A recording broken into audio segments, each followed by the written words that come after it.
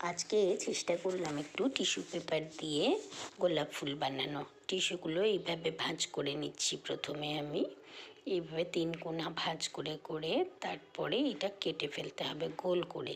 গোল শেপটা বের করবো, এই কোণ কেটে দিয়ে গোল করলেই গোল শেপটা বেরিয়ে আসবে। এবার খুলে নিচ্ছি সব কটা পাপড়ি। একসঙ্গে করে আমি লাল রঙটা ইউজ করলাম। এখানে একটু জল স্প্রে করে দিলাম।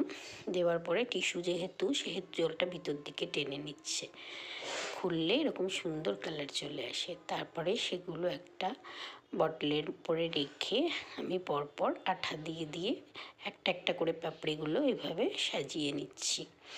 দুটো ফুল আমি একসঙ্গে করছি, দুটো 2 কালারের করার চেষ্টা করছি যাতে দেখতে সুন্দর লাগে, এবং অনেকগুলো ফুল একসঙ্গে রাখলে সুন্দর লাগবে। একে একে আঠা দিয়ে এইভাবে বসিয়েছি। এইবার আমার দুটো ফুল রেডি হয়ে গেছে।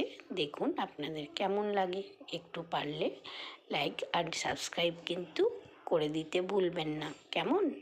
আমার ফুল রেডি।